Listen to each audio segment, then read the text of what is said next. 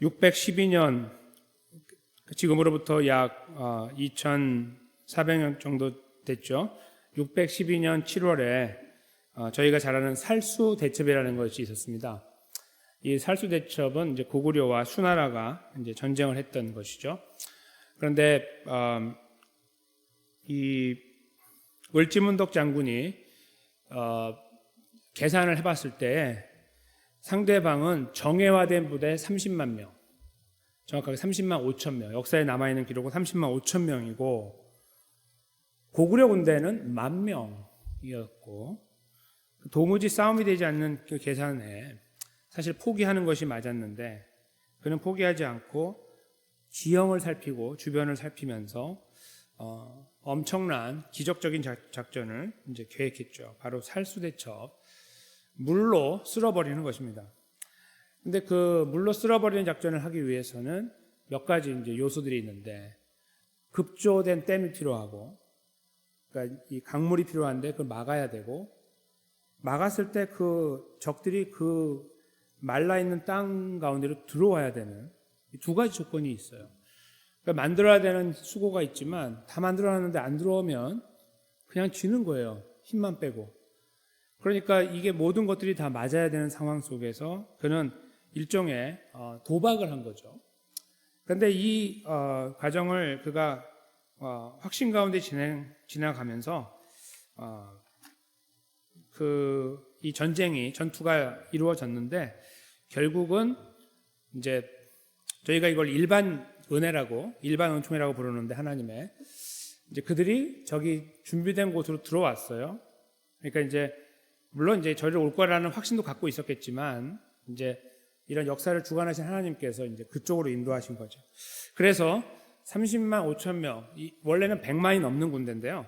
그 중에 빼낸 사람들, 별동대라고 그러는데 30만 명이었어요. 얼마나 인구가 많았는지 알 수 있죠.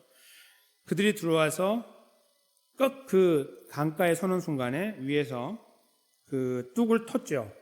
그래서 물이 쏜살같이 내려와서 그들을 다 집어삼켰습니다.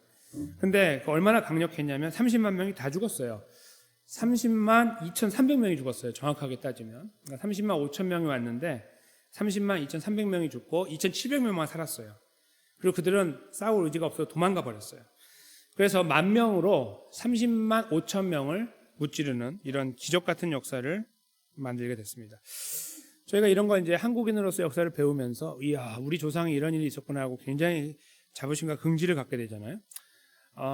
그런데 이제 저런 위대한 사건을 저희가 바라보면서 문득 드는 생각이 있어요. 그거는 우리가 살아가는 삶에서도 이런 전쟁이나 전투가 벌어지진 않아도 우리 삶 자체 안에서 불가능한 것처럼 보이는 일들을 많이 만나고, 그때 저희는 나름 계산을 해서 포기할 것인가 아니면 극복할 것인가를 가늠하고 거기에 우리의 전략을 세우고 전투적으로 임해서 극복해 나가는 그런 일들을 만나곤 하는 거죠.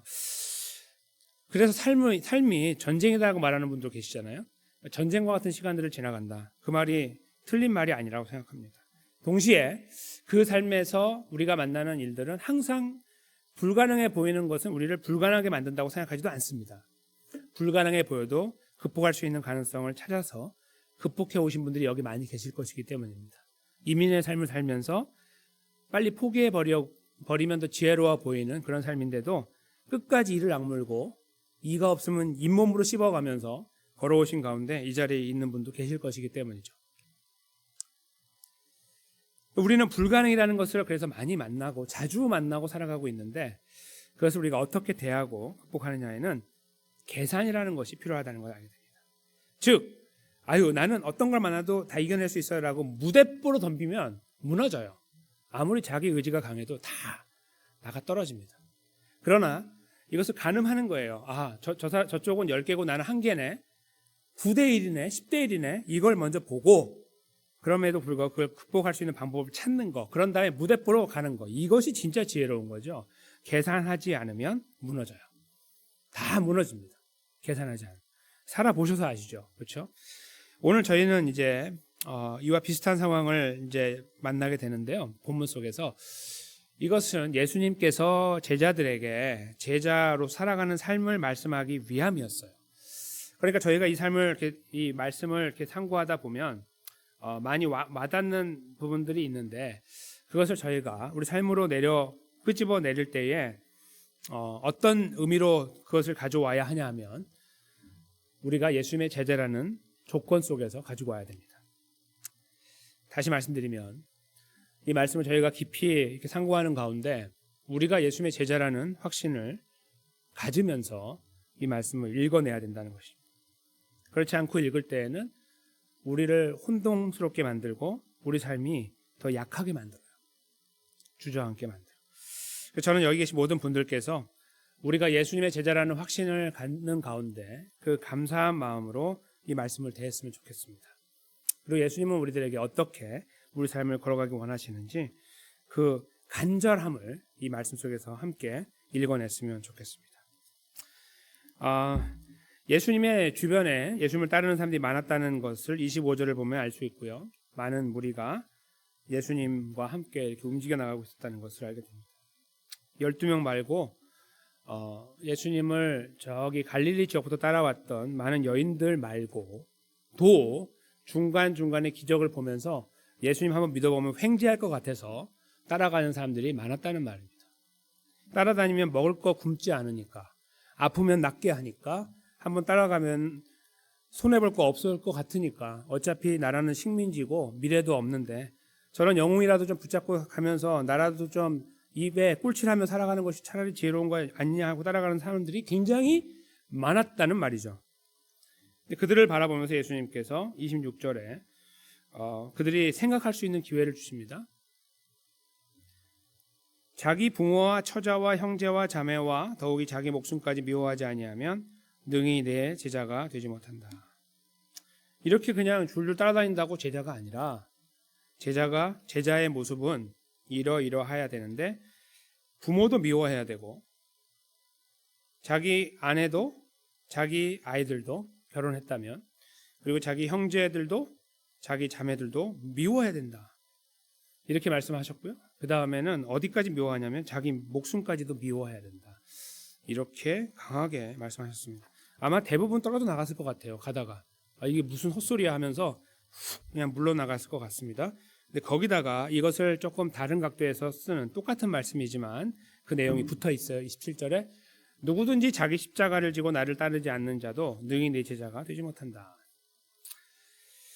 네, 여기까지가 지금 이제 따라오는 무리를 향해서 예수님께서 이렇게 던져주신 말씀입니다. 좀 격려를 하시고 그래도 이렇게 저렇게 하면 될 거라는 방법을 좀 부드럽게 알려주시면 좋으련만 너무 저돌적인 말씀이에요. 충격적인 말씀이고 저희들도 사실 이 말씀을 문자 그대로 읽으면 충격적이어야 됩니다. 왜 부모를 미워하라고 하지? 왜 아내를 미워하라고 하지? 자녀는? 형제는? 예수님은 이기적인가? 그러면 가정 파괴범인가? 가정을 파괴해버리라는 말인가? 자살하라는 말인가? 자기를 미워한다면? 도대체 어떻게 하는 말인가라는 의구심을 가져야 된다는 것이죠. 문자 그대로 본다면. 예수님이 이렇게 강력한 충격적인 말씀을 통해서 하시고자 하는 말씀이 있었습니다. 그것은 계산하라는 거예요. 계산. 이제 28절부터 33절까지가 계산이에요. 먼저 이제 앞부분 두 가지 이제 비유가 나오는데 한 가지는 건축자의 비유죠. 망대, 탑을 짓는 사람이 여러 가지 뭐 시멘트, 벽, 돌 뭐 이런 거 다 확인해야 될 거 아니에요. 일꾼들, 시간, 가지고 있는 재정 다 계산해서 되겠다라고 계산한 다음에 그것을 하는 것이 맞지 않겠느냐. 만약에 하다가 중간에 이 준공이 되지 않으면 29절에 사람들이 비웃는다. 그래서 비웃는 내용이 뭡니까? 30절에 이 사람이 공사를 시작하고 능히 이루지 못했다. 이 사람이 만약에 건축자라고 하면은 건축자로서 자격이 이제 상실된다고도 볼 수 있는 거고 그동안에 사람들이 인정해주는 건축자라고 한다면 자기의 그동안의 명성이 땅에 떨어지게 되는 그런 상황이라고 볼 수 있는 것입니다. 이건 비유예요. 비유. 이렇게 될 것이다. 그래서 하시고자 하는 말씀이 뭡니까? 계산을 똑바로 해라. 공사를 할 거면. 그것이 첫 번째입니다. 두 번째는 전쟁이죠. 아까 제가 말씀드린 살수대첩과 같은 건데요. 살수대첩은 30만 5천 대 만이니까 이거는 그냥 총이 없고 그냥 밀어붙이기만 해도 이길 것 같아요. 그냥 아무것도 없어도 밀어붙여도 이길 것 같은 싸움이었죠. 근데 여기서는 이제 조금 해볼 만한 싸움이에요. 31절을 보면 10,000대 20,000이니까 그렇죠? 10,000명, 나는 10,000명 갖고 있고 저쪽은 20,000명 갖고 있으면 한번 해볼 만한가 그렇지 않은가 이런 걸 계산해야 돼요. 특별히 이스라엘은 지형이 이렇게 업앤다운이 많아서 위쪽에 있는 쪽이 항상 유리하니까 내려 막 달려가면서 치면 이기지 않을까 이런 것들도 계산할 수 있고 아니면 이렇게 성을 만들어 가지고 싸울 수도 있고 여러 가지 계산들을 하게 된다는 거예요. 그걸 말하고 있는 거죠. 비록 눈에 보이는 환경에서는 부족함이 보여도 혹시 해볼 만한 싸움 아닐까라는 것을 계산한다는 거예요. 왕이 만약에 그래도 안 되겠다 싶으면 그 사신을 보내서 화친을 미리 하는 것이 지혜로울 것이다. 안 그러면 다 죽을 거니까. 여기서도 무엇을 말씀하고 계시는 겁니까? 계산을 똑바로 해라. 계산을 하며 살아가야 된다는 겁니다. 계산해서 될 것 같으면 하고 안 될 것 같으면 포기하라. 이것이 예수님의 이 비유 속에 담겨 있는 말씀입니다. 이것을 예수님을 따라가는 제자들에게 한번 이렇게 붙여보세요. 이게 어떤 의미가 될까? 예수님 제자로 살아갈 때 계산을 하라는 거예요. 그냥 막무가내로 따라가면서 아유 이럴 줄 몰랐습니다 이렇게 하지 말고 계산을 똑바로 하고 따라가라. 이게 예수님 말씀인 거예요. 그게. 근데 그 계산의 내용이 뭐냐면 버리라는 거예요. 다. 미워한다는 말은 실제로 가정을 다 파괴해버리고 배은망덕하게 살아가라 그런 말이 아니라 예수님과 그들과 부딪힐 때를 말하는 겁니다. 예수님과 가족과. 근데 이것은 가족이라고 하는 것은 조금 우리가 가정을 힘들게 만들 수 있는 어떤 그 주체가 될 수 있기 때문에 저희가 생각하고 싶지 않을 때가 많잖아요. 그걸 약간 치워놓으세요 앞으로. 그거는 나중에 생각해도 돼요. 중요한 건 뭡니까? 네 자신. 네 자신을 미워해야 된다는 거예요. 그건 좀 우리가 받아들일 수 있어요. 그렇죠? 우리 자신을 우리가 미워할 수 있다고 생각하니까요. 그렇죠? 이렇게 돌아보면서 우리의 가슴을 치기도 하고 이러잖아요. 왜 그런 상황으로 치달아야 되냐면 예수님 때문인 거예요. 근데 저것을 저희가 읽어낼 수 있는 거는 27절이에요. 예수님께서 십자가 말씀하셨어요. 근데 예수님이 저기서 보면 자기 십자가를 지고 나를 따르라 하는 그 나를 따르는 그 그림은요. 예수님은 아무것도 지지 않고 툴레툴레 편안하게 걸어가면서 뒤를 한번 돌아보면서 잘 오고 있니? 라고 말씀하는 모양을 말씀하시는 것이 아니라 예수님 당신께서 이미 본인의 십자가를 지고 우리 앞에 가신 것을 전제하고 있는 거예요. 그러니까 저희가 예수님 따라가려고 이렇게 바라보면 저쪽에 예수님이 계시는데 예수님이 희낙낙거리면서 저기서 막 뛰어다니면서 놀고 있는 게 아니라 죽을 힘을 다해서 피와 땀을 흘리며 십자가를 지고 걸어가고 있는 모양이라는 거죠. 그걸 바라보면서 계산을 하라는 거예요. 갈 거냐 말 거냐 이거. 그냥 계산 없이 그냥 무조건 나는 내 주먹을 믿으니까 한번 가보지 뭐 하고 가지 말고 괜히 가다가 중간에 포기해가지고 사람들이 저까지 것이 예수의 제자야? 라고 말을 듣지 말고 제대로 계산하고 가라. 그게 바로 네가 죽을 준비를 하라 이거예요. 너 자신이 죽을 준비를 하고 따라와야 된다. 그것이 바로 26절, 27절을 연결하고 이 그림을 연결하고 볼 때 말씀하시는 참된 의미가 되는 겁니다. 그러니까 나 자신의 유익을 포기하고 갈 때 우리는 가정을 포기할 수도 있고 자녀를 포기할 수도 있고 형제와 자매의 관계도 포기할 수 있는 거예요. 누구 때문에요? 예수님 때문에. 한번 잘 생각해 보시면 가족 간의 관계 안에서 저희가 어떤 그 환경 때문에 예수님 믿는 거에 제한을 당하는 경우가 있어요. 그렇죠? 근데 그것이 내가 잘못한 행동, 말 때문에가 아니라 그냥 그 자체 때문에 무시를 당하거나 외면당할 수도 있습니다. 그때 저희들의 마음이 갈등이 생기죠. 그리고 우리는 예수님과 그 가족을 같은 동일선상에 놓으면서 예수님을 치워버릴 때가 많아요. 예수님을 치워버릴 때가 많아요. 이것은 저희가 어떻게 이해하면 더 편하냐면 우리가 살아가면서 지금 예수님 제자라고 했으니까 제자의 모습으로 살아가는데 만나는 상황에서 힘든 일을 만나면 어떻게 반응하느냐 이렇게 돌아보면은 저 말씀이 그냥 확 와닿아요. 힘들 때 어떻게 반응하냐. 그냥 내가 인간적이어가지고요 무너졌어요 이렇게 말하잖아요 우리가. 그렇죠? 인간적이어서요 내가 너무 인간적이어서 믿음으로 이걸 극복하지 못했어요. 그 말이 바로 이 말이에요. 그걸 극복하지 못했어요. 그래서 내가 무너졌고요. 내가 제자의 모습을 상실해 버렸어요. 내 삶의 그 모습이 사라져 버렸어요. 그런 말이에요. 그러나 이해해 주세요. 이런 거죠. 우리는 그런 고백을 수도 없이 하면 살잖아요. 그러니까 여기서 지금 예수님께서 하시는 말씀은 그런 고백을 정당화하지 말라는 거예요. 그런 고백을 정당화하지 말라. 그 고백을 하면서 누구나 다 이러니까 그냥 이 입에 발린 말처럼 그냥 계속 그렇게 살아가지 말고 그 상황을 아주 무겁게 여기라는 거죠. 무겁게 여기고 그 상황에 대처하라는 거야. 상황에 서 있을 때. 그것이 바로 여기에서 가까운 사람들과 관계를 끊어버리는 모양으로 나타나고 있는 거예요. 우리가 너무나 좋아하는 것들을 끊어버리는 거죠. 너무나 사랑하는 것들을. 우리가 하나님 백성의 걸음에 방해가 된다면 이것은 그들을 버려버리고 관계를 끊어서 그들이 죽어가고 있어서 돌아보지 말고 이런 말씀이 절대로 아니에요. 예수님은 저희들에게 어떤 그 사람들이 이 고르반이라고 하는 사상이 있어서 내가 하나님께 먼저 드렸는데 내가 원래 이거를 여기 이제 10개 중에 뭐 예를 들어 1개라고 합시다. 11조라고 일단 해보겠습니다. 이걸 내가 하나님께 드리면은 내가 9개밖에 안 남는데 이걸 하나님께 드려? 가족한테 줘. 에이, 하나님께 드려. 이렇게 드린 다음에 자기 9개 있잖아요. 그럼 또 하나 줄 수 있거든요. 안 주면서 말하기를 고르반 이렇게 하는 거예요. 하나님께 다 드렸어. 어떡하지? 이렇게 말하는 거예요. 그게 당시에 있었거든요. 아주 지능적인 거예요. 정말 지능적인 거죠. 그런 것들을 하지 말라고 예수님이 말씀하신 건 뭐냐면 지금 여기 말씀하고 완전히 상충되는 거예요. 가족을 돌보라는 거예요. 너 괜히 하나님하고 해가지고 했다고 네 거 아까워가지고 하지 않는 거 내가 다 알고 있는데? 라고 말씀하시는 거죠. 그러니까 그것이 결국 무엇을 하라는 말이냐면 가족을 돌보라는 말이에요. 하나님과의 관계를 올바로 세우고 가족을 돌보라. 그 말씀이거든요. 부모를 돌보라. 그런 말이에요. 심지어는. 근데 여기서 버리라고 하니 그러면 다 그 말이 아니었나 보지? 하면서 그냥 이기적으로 살아라는 말이 아니라 이것은 완전히 다른 세팅의 이야기라는 상황 속에서. 이것은 우리가 예수님의 제자로 살아가면서 예수님 제자의 길을 포기하게 만드는 상황을 말하는 거예요. 그것 때문에.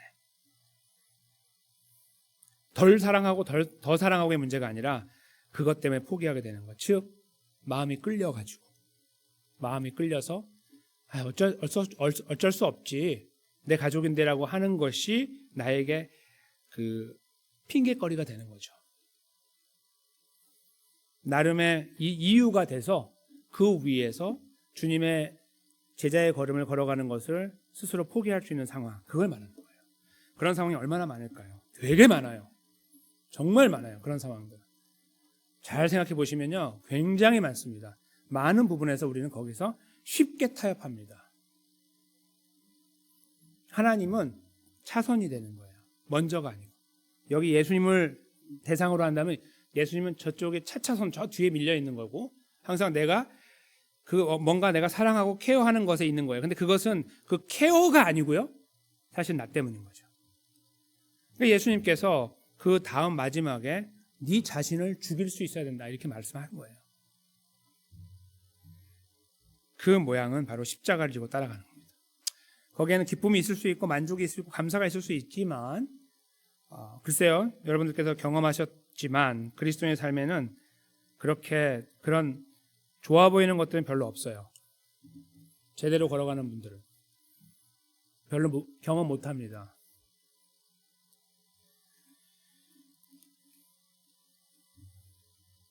제대로 걸어가지 않고 약간 타협하면 좀 경험할 수 있어요. 내가 이렇게 대충 이렇게 손으로 해보니까 요건 이렇게 되는 것처럼 보이니까 이렇게. 그러나 그렇지 않을 때는 얼마나 힘든지 몰라요.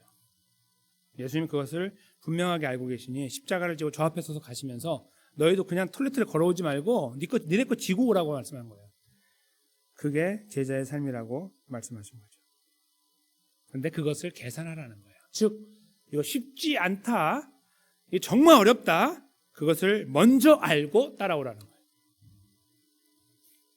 다시 말씀드리면 비록 출발할 때는 그 걸음에서 계산을 못하고 왔다고 해도 어떤 상황이 돼가지고 왜 이렇게 힘들지? 라고 할 때에 이렇게 알라는 거예요. 이게 원래 힘든 거였어 라고 알려는 거예요. 그럼 예수님께서 여기서 지금 지적해 주시는 말씀이에요. 그 삶을 놓고 예수님은 소금 비유를 다시 끄집어내십니다. 산상수훈에서 말씀하셨던 소금 비유인데요. 죄송합니다. 그 앞에 33절에 보면 소유 이야기가 나와요. 이와 같이 너희 중에 누구든지 자기의 모든 소유를 버리지 아니하면 능히 내 제자가 되지 못한다. 아까는 가족, 내 목숨, 십자가 이렇게 나오더니 이제 소유가 나왔어요. 이게 다 같은 이야기예요. 다 같은 이야기예요. 잘 생각해 보세요. 저희가 그래서 가장 힘들다고 여기는 것이 소유의 문제인 거예요. 그게 시간이건 재능이건 돈이건 어떤 환경이건 결국은 소유의 문제가요. 우리에게 가장 어려워요. 예수님은 그것을 놓는 것을 요청하는 거예요. 모든 재산을 포기하라 그런 말씀이 아니에요. 결코. 경제적인 활동을 그만하라 그런 말씀도 아닙니다. 이 소유의 주인이 하나님인 것을 인정하라는 말이죠. 하나님의 것을 인정하면서 걷는 거예요. 그랬을 때 비로소 다음 걸음을 우리가 꿈꿀 수가 있어요. 근데 저기에서 우리가 딱 걸리면 다음 걸음은 다 흉내내는 거죠. 꿈을 꿀 수가 없어요. 우리가 알아요. 그렇죠?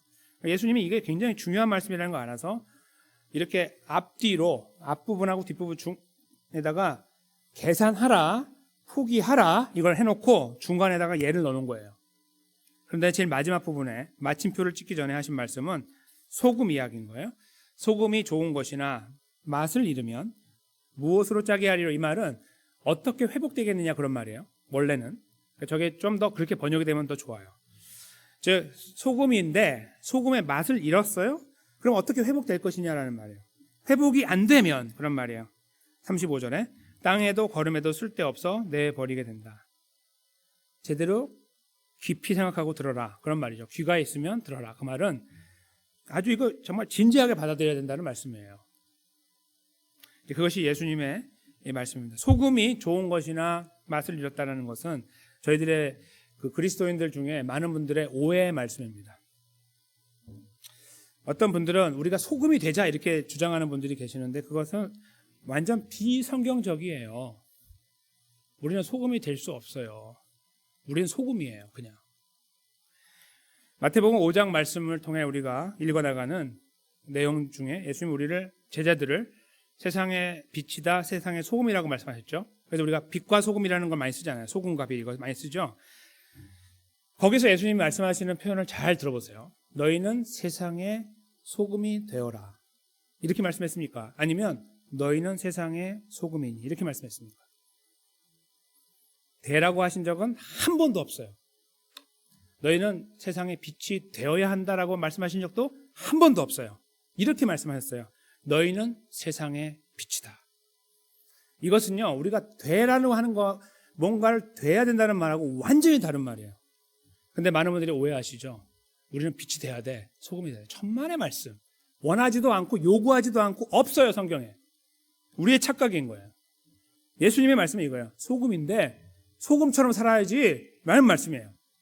너희 빛인데 빛처럼 살아야지 그 말씀을 하는 거예요. 그냥 간단하게. 근데 그걸 우리가 잘못 해석해가지고 우리는 세상에 소금이 돼야 돼. 어떻게 될 건데요? 자신 있습니까? 퍽퍽 넘어지는데? 불가능하죠.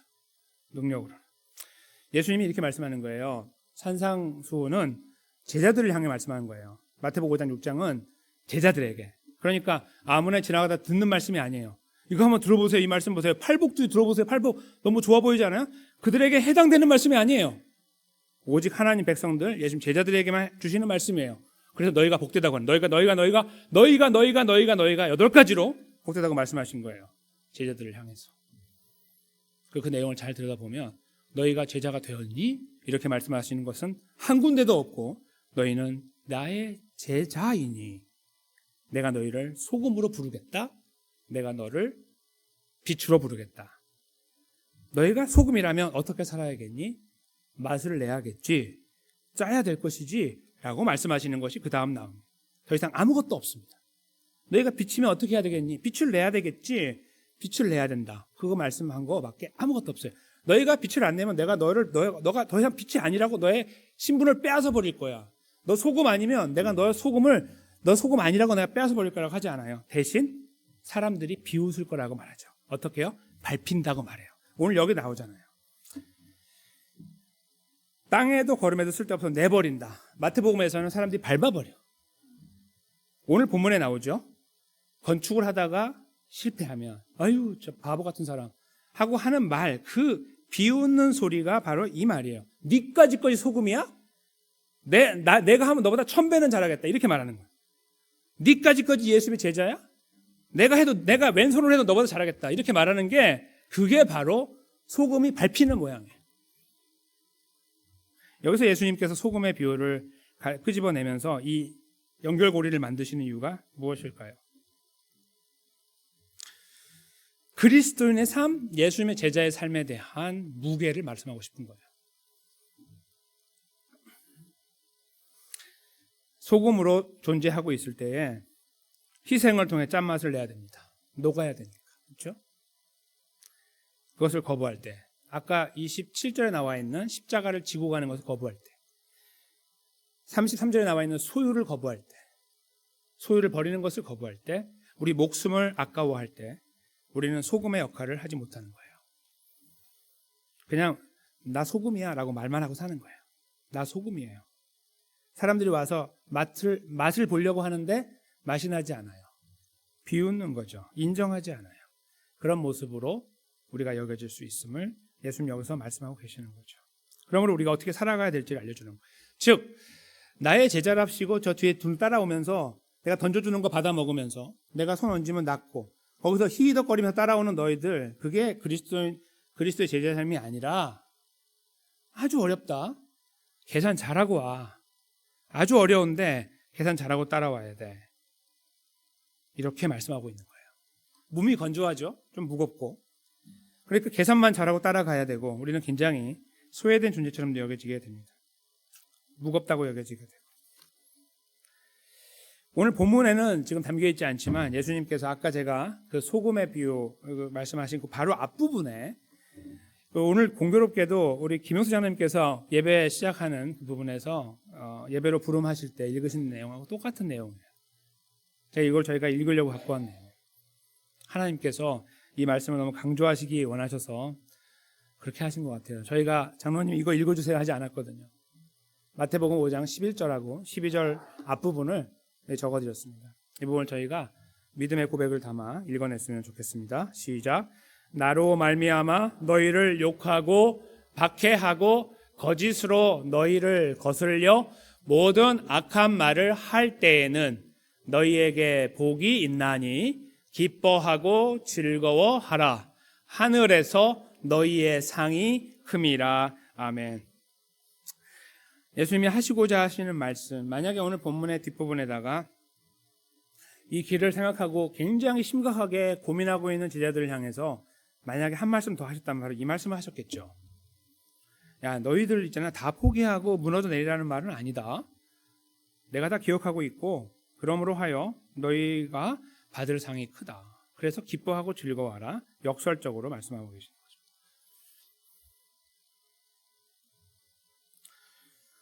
저는 오늘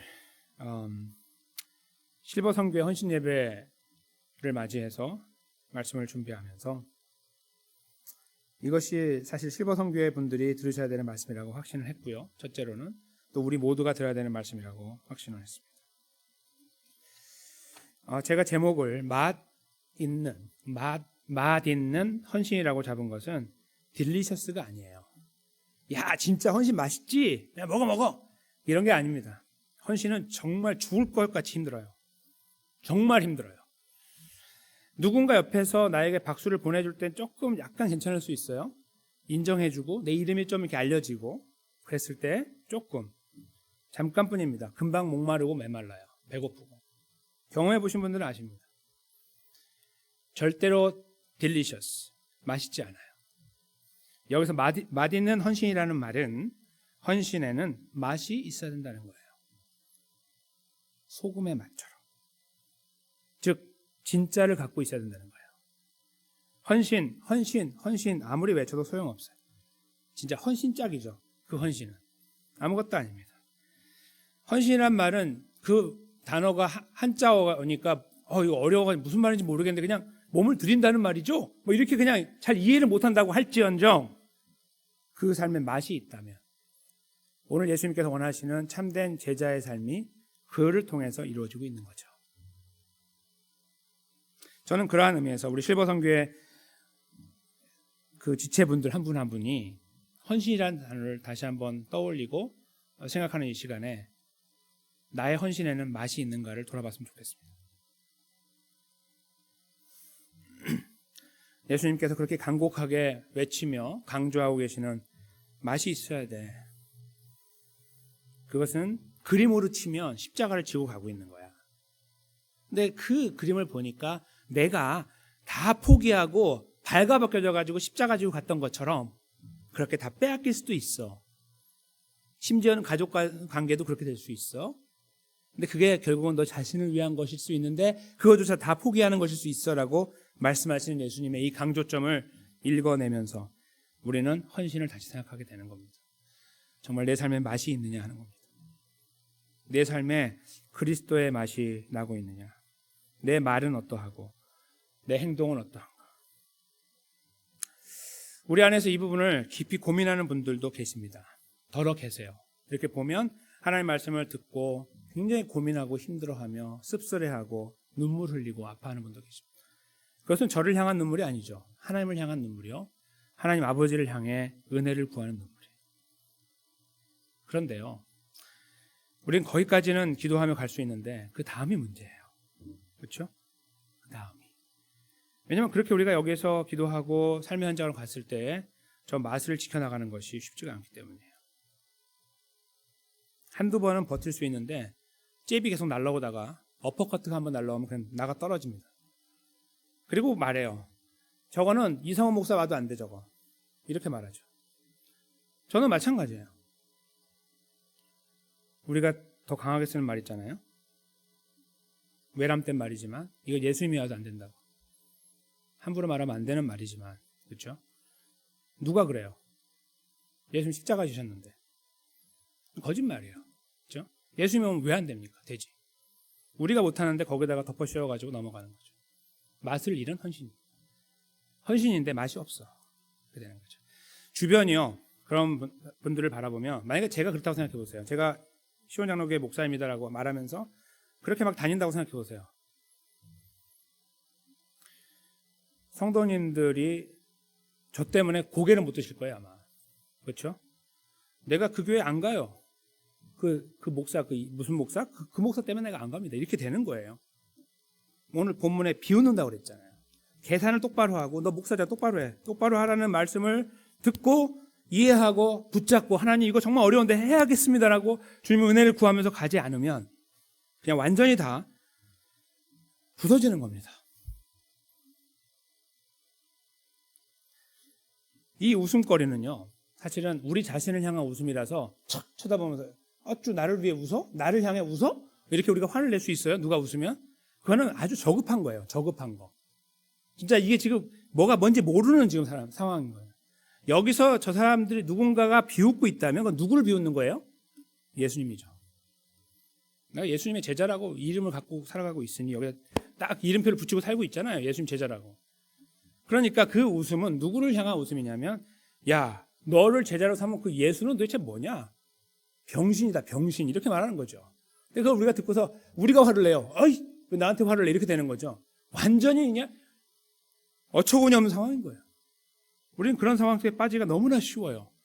무슨 헌신은 뭐 헌신 가까이 가지도 못하는 삶이 뿐만 아니라 맛을 다 잃어버렸는데 내가 맛이 있는지 없는지도 모르는 상황 속에 빠지는 거예요. 우리 자존심만 살아있는 거죠. 목에 힘만 주고 그리고 내가 목사인데 네가 뭔데 나한테 그래 이렇게 말하는 거예요. 얼마나 우스꽝스럽습니까? 그렇죠? 예수님이 오늘 여기서 귀가 있으면 들으라는 말씀은요. 잘 보시면 이런 말씀 거의 안 하세요. 굉장히 드물게 하시는 거예요. 이거는요. 온 힘을 다 쏟아서 말하는 거예요. 이게 진짜라는 거예요. 이렇게 안 되면 안 된다는 거예요. 근데 우리는 빨리 지나가고 싶어요. 알겠으니까 대충 넘어갑시다. 이렇게 하고 싶은 거죠. 왜냐하면 무거우니까. 그러나 그렇게 가면 안 됩니다. 우리의 헌신에는 맛이 있어야 됩니다. 우리가 녹아내리고 자존심이 깎이고 모든 것이 잃어버리는 것 같은 상황에 간다 할지라도 우리는 그 걸음 속에 서 있어야 돼요. 예수님은 그래서 아까 마태복음 5장 11절 12절 상반부의 말씀을 주신 겁니다. 땅에서 받으려고 하지 말라. 그렇죠? 땅에서 받으려고 하지 말라. 저는 그렇게 생각하는 것이 굉장히 지혜롭다고 생각이 들어요. 그래도 박수 받으면 좋죠. 좋죠. 안 받으면 어떡할 건데요? 둘째로, 나는 죽을 힘을 다했는데 욕하면 어떡할 거예요? 내가 이거 죽을 힘을 다했거든요. 이걸 이따위로 했어. 이렇게 하면 어떡할 거예요? 우리 얼굴에 대고 그렇게 말한다고 생각해요. 그때도 우리가 히히 웃을 수 있습니까? 내가 정신 나갔지라고 생각하겠죠. 그걸 말하는 거예요. 근데 오히려 예수님은 다 집어치우고 그런 상황만 생각하라는 거예요. 그 상황만. 오늘 여기가 그 말이에요. 그냥 대가를 바라지만 거기 있으라는 거예요. 예수님 가신 것처럼. 그것이 제자의 삶이라고 강조하고 계시는 거죠. 가정 안에서 무슨 헌신을 노래하기 전에 가정 안에서 우리 이 상황을 만나요. 부부간의 갈등이 있잖아요. 그렇죠? 부부간의 갈등이 있어요. 넘을 수 없는 벽도 있고 해결되지 않는 일도 있어요. 우리 그런 일들 앞에서 씁쓸해하면서 가요. 때로는 앙심만 품고 가요. 해결할 수 없으니까. 예수님께서 오늘 말씀하신 것처럼 어쩌면 예수님 관계없이 우리는 나 자신 때문에 부부간의 관계를 미워할 수 있을 거예요. 자녀를 미워할 수 있고 형제를 미워할 수 있을 거예요. 무슨 말씀인가요? 예수님의 십자가를 지고 따라가는 것, 나의 십자가를 지고 예수님 따라가는 것은 너무나 큰 대가를 요구해요. 가정 안에서 뚜껑을 열면 보여요. 그리고 너무 어려워요. 어려워. 모르겠습니다. 부모님과의 관계가 이미 이제 소천하시고 막 이런 관계일 수도 있잖아요. 이제 연세가 너무 높으시니까 이제 그런 분들도 많이 계시잖아요. 이제 특별히 실버 선교회에서는. 그러면 이제 부부 간의 관계나 자녀를 보시거나 형제를 보면 됩니다. 모든 형제 간의 관계가 괜찮으신가? 이런 거 돌아보시면 돼요. 주변에 나를 아는 사람과 관계는 어떤가? 이런 것들이죠. 거기서 우리가 생각하고 싶지 않은 것들도 많아요. 그리고 그냥 그건 영원히 잊고 가고 싶어요. 그래서 그냥 무덤까지 갖고 가고 나 혼자 갖고 있다가 나중에 그냥 하나님 앞에 가면은 그냥 그때 하나님께 하소연하든지 해야지 이렇게 갈 수 있어요. 좋게는. 그러나 우리는 그것 때문에 그 관계를 극복하지 못하는 때가 많아요. 그 사람도 나를 크리스찬이라 예수님 제자라고 인정하지 않고요. 나도 그 사람을 인정하지 않아요. 그렇죠? 심플해요. 그냥. 그래, 나 이 모양이다. 어쩔래? 하면은 저쪽에서 너 그리스도인 아니네? 그럼 그래, 아니다. 너는 어떻고? 이렇게 말하고 그냥 탁 한번 대판 싸우고 끝나는 거죠. 이게 무슨 애들 장난도 아니고요. 근데 우리들의 인생이 정말 이럴 때가 너무나 많은 거예요. 말로 하진 않아도 그냥 마음속에 퍼붓는 거죠. 까짓거 퍼붓고 끝나는 거예요. 오늘 예수님은 우리를 너무나 잘하시니까 이렇게 퍼부으시는 거 우리한테 전력을 다해서 긴 11절에 이 말씀을 넣어주신 거예요. 나를 따라오려거든 너희가 소위 말하는 헌신을 한다면 맛이 있는지를 살펴라. 계산하고 오되 그 계산의 결과에서 맛을 내고 있는지 너 계산 어떻게 했는데 많이 얻을 걸로 생각했는데요. 잘못된 거다. 잃어버릴 걸로 생각했는데요. 맞다 라고 말씀하시며 그러면 거기서 계속 맛이 나고 있는지를 돌아보라고 하는 이 강력하신 말씀 앞에 저희가 아주 진지하게 서야 되는 것입니다. 어린아이의 모습을 벗고 미성숙한 그리스도의 모습을 벗고 우리는 좀 더 진지하게 이 말씀을 받아들여야 돼요. 우리 모두가 힘든 말씀이에요. 그러나 이 말씀을 받아야 됩니다. 그때 우리는 헌신이라는 단어를 비로소 꿈꿀 수가 있습니다. 주님의 영광에서 이렇게 해야 되겠구나, 저렇게 해야 되겠구나 마음이 생깁니다. 실버 선교에 계신 분들 오랫동안 선교 오시고 정말 은퇴라는 시간을 지나가셨습니다. 나의 은퇴와 더불어 나의 섬김도 끝이다라고 말씀하는 분도 더러 계시더라고요. 그렇게 생각하시는 것은 자유이지만 예수님은 그렇게 우리에게 말씀하지 않으십니다. 성경 어디에 나이가 많이 들면 머리가 하얘지면 그만해라 하는 말씀이 있습니까? 그렇지 않아요. 우리에게 힘 주시는 한, 우리 집사님 기도하신 것처럼 우리에게 힘을 주시는 한, 그것이 어떤 것이건 우리는 주의 몸된 교회 안에서 섬김이라는 걸음에 여전히 서 있어야 됩니다. 저는 오늘 선교 이 15성교에 계신 분들의 이 특송 같이 진행하시면서 드리면서 볼 때 바로 그런 열정들이 계속해서 15성교 안에 살아 움직이면 좋겠습니다. 누구 후배들 보라고 하시는 거 말고요. 우리 그런 거는 이제 그만해야죠. 누구에게 보이는 거는. 그런 거 그만하고 오늘 말씀을 잘 생각해 보시면서 그래. 하나님께 나에게 베푸신 은혜를 생각하며 내가 주님의 영광 위에 살아야지. 주님 기쁘시게 하는 사람의 자리에 서야지. 어떤 걸로 내가 할 수 있을까? 그걸 돌아보는 거겠죠. 저는 그런 것을 돌아보는 모양 자체가 헌신의 발걸음이고 그런 걸음 속에서 아름다운 헌신이 이루어질 거라고 봅니다. 그것이 어떠한 형태건 관계없어요. 전 잘 모르겠어요. 어떤 건지. 하실 수 있는 것이 어떤 건지 모르겠지만 그런 것들이 떠오를 때 그것을 위해서 기도하고 그리로 걸어가실 수 있을 거라고 믿습니다. 그 안에 주님이 주시는 위로와 격려, 평안들이 있을 거라고 믿어요. 천국에 대한 소망이 보이고 저 천국의 상급에 대한 기대를 가지며 걸어갈 수 있는 누구도 꺾을 수 없는 그 의지를 꺾을 수 없는 자리에 실버성교회 분들이 세워질 수 있다고 저는 분명하게 믿습니다. 동시에 그 뒤를 따라가고 있는 우리 모든 지체들도 이 말씀이 우리 안에 분명한 지침이 됐으면 좋겠습니다. 헌신을 좀 바꾸면요. 예수님 제자의 삶이라고 볼 수 있거든요. 예수님 제자의 삶에 맛이 있느냐 없느냐 우리 스스로가 챙겨볼 일입니다. 그리고 다시 한번 이 걸음을 걸어야 되는 당위, 즉 해야 된다, 반드시 해야 된다라는 이 말씀 명령 앞에서 우리는 예수님을 붙잡을 수밖에 없음을 느낍니다. 저 앞에 서서 지금 가고 계신 예수님, 십자가 지고 저기서 피를 흘리며 걸어가고 계신 예수님이 우리를 가끔씩 돌아보시는 거예요. 나도 지고 가고 있는데 굉장히 힘들어할 때 나를 보고 계시는 거예요. 나를 보시면서 위로하시는 말씀들이 있겠죠. 저는 무엇보다도 우리를 바라보시면서 위로하시는 말씀이 힘내라, 조금만 가면 된다 이런 말씀이 아니라 내가 너를 사랑한다 이런 말씀이라고 믿어요. 그냥 사랑하시는 거예요. 우리를. 왜냐하면 우리가 맛을 잃고 헌신을 하고 있는데도 우리가 여기까지 왔잖아요. 죽지 않고. 우리가 오늘 이날까지 여기 있잖아요. 돌아가신 분이 잘못됐다 그런 말씀이 아니라 우리에게 기회가 주어졌잖아요. 왜요? 우리는 못했는데. 예수님께서 우리를 사랑하시기 때문에. 하나님께서 우리를 사랑하시기 때문에. 그 아버지의 사랑 때문에 그렇습니다. 우리가 그 사랑을 다시 느끼고 경험할 수 있도록 기도하지 아니하면, 하나님 내가 그 사랑을 더 알게 주십시오라고 기도하지 아니하면 이 길은 기계적으로 바뀌어요. 기계적으로. 그러니까 이 유기적으로 돼서 움직여 나가는 것이 아니라 기계적으로 보는 거예요. 이렇게 공식을 집어넣으면 가는 거예요. 이렇게 하면 가. 이런 걸로 보는 거예요. 여기 아무것도 우리 인격이 담기지 않는 거죠. 그러나 예수님의 사랑이 거기서 다시 한번 재현되어지고 우리 안에 다가올 때 우리는 눈이 멀어버립니다. 확 멀어버려요. 어떤 상황을 극복해버려요. 그냥. 나중에 돌아보면 내가 어떻게 저기를 건너왔지 보게 돼요? 그때 우리의 시선이 예수님께 향해 있었다는 걸 알게 되고 그 구원의 감격에 빠져 있다는 걸 알게 돼요. 그래서 내가 여기까지 왔구나를 알게 되는 거예요. 하나님 넘어왔다면. 그렇죠?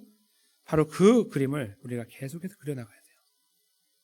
계속 그걸 그려나갈 수 있을 때 우리는 헌신인데 소금의 맛이 살아 움직이는 그리스도인인데 그리스도인의 모습이 살아있는 그런 아름다운 하나님 백성의 모습으로 예수님의 제자의 모습으로 세워져 나갈 수 있다. 확신을 합니다. 여기 계신 모든 분들 그 안에 다시 한번 우리의 구원자 예수님, 저 앞에서 십자가 지고 계신 저분, 저 바보 병신 같은 저분, 나의 유일한 구원자이신 저분, 그분을 의지하면서 맛있는 헌신의 걸음에 함께 세워지게 되시기를 예수님의 이름으로 간절히 축원합니다.